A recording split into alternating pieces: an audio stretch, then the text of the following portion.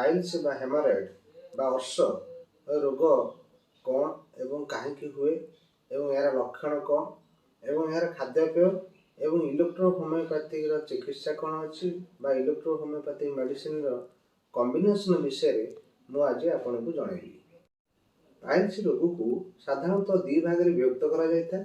ଗୋଟେ internal piles ଆଉ ଗୋଟେ ଏକ୍ସଟର୍ନାଲ ପାଇଲ୍ସ।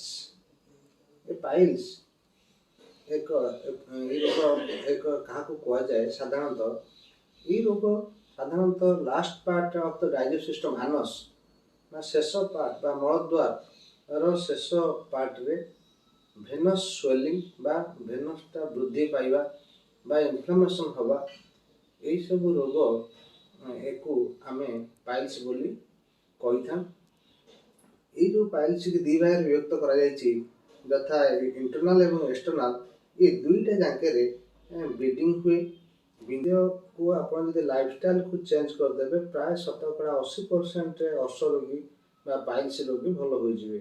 ସାଧାରଣତଃ ଅଏଲ ଫୁଡ୍ ବା ସ୍ପାଇସେସ୍ ଫୁଡ୍କୁ ଦୂରେଇ ରୁହନ୍ତୁ ଏବଂ ନନଭେଜ୍ ଜାତୀୟ ଖାଦ୍ୟକୁ ଆପଣ ଖାଆନ୍ତୁ ନାହିଁ। ଫାଇବର ଯୁକ୍ତ ଖାଦ୍ୟ ବା ତନ୍ତୁ ଜାତୀୟ ଖାଦ୍ୟ, ଗ୍ରୀନ୍ ଭେଜିଟେବୁଲ ଏବଂ ଅତ୍ୟଧିକ ପାଣି ଆବଶ୍ୟକଠାରୁ ଅଧିକ ଟିକେ ପାଣି ପିଇବେ।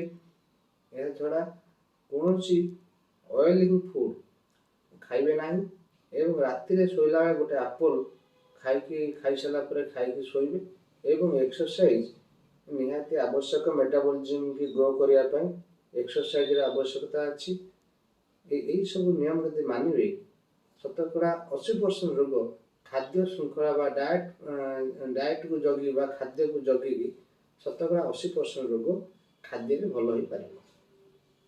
ପେଟରେ ଗ୍ୟାସ୍ ଫର୍ମେସନ୍ ବା ଏସିଡ୍ ଫର୍ମେସନ୍ କରୁଥିବା ଖାଦ୍ୟଠାରୁ ଦୂରେଇ ରୁହନ୍ତୁ ଯଥା ମଇଦା, ପିଜା, ବର୍ଗର, ପ୍ରୋସେସିଂ ଫୁଡ୍ ଏବଂ ଚାହା, କଫି, ମାଛ, ମାଂସ, ଅଣ୍ଡା ଏହିସବୁ ଜିନିଷ ଯେଉଁଟାକି ଗ୍ୟାସ୍ ବା ଏସିଡ୍ ଟିକେ ଫର୍ମେସନ୍ କରୁଥିବ ସେ ଖାଦ୍ୟକୁ ଠାରୁ ଦୂରେଇକି ରୁହନ୍ତୁ। ଇଲେକ୍ଟ୍ରୋ ହୋମିଓପାଥି ଟ୍ରିଟମେଣ୍ଟରେ ସାଧାରଣତଃ ଟେମ୍ପରାମେଣ୍ଟକୁ ଆଧାର କରି ବା କନଷ୍ଟିଟ୍ୟୁସନକୁ ଆଧାର କରି ଟ୍ରିଟମେଣ୍ଟ ଦିଆଯାଇଥାଏ ଏବଂ ସାଧାରଣ ଭାବେ A2, C10, F1, VOR1, B, G high ଡାଇଲ୍ୟୁସନରେ ସାଧାରଣତଃ ମେଡ଼ିସିନ ଦିଆଯାଇଥାଏ ଏବଂ ଏକ୍ସଟର୍ନାଲ ରୂପେ A2, G, B କି ଦିଆଯାଇଥାଏ। ଏହି ମେଡ଼ିସିନ ସଫଳ ରୂପେ ଚିକିତ୍ସା ହୋଇଥାଏ ଏବଂ ବହୁତ କାର୍ଯ୍ୟକ୍ଷମ ହୋଇଥାଏ। ରୋଗୀ ଯଦି ଖାଦ୍ୟପେୟ ଏବଂ ନୀତି ନିୟମ ମାନେ ଏହି ଟ୍ରିଟମେଣ୍ଟ ଦ୍ୱାରା ସଫଳ ରୂପେ ଚିକିତ୍ସା ହୋଇପାରିବ।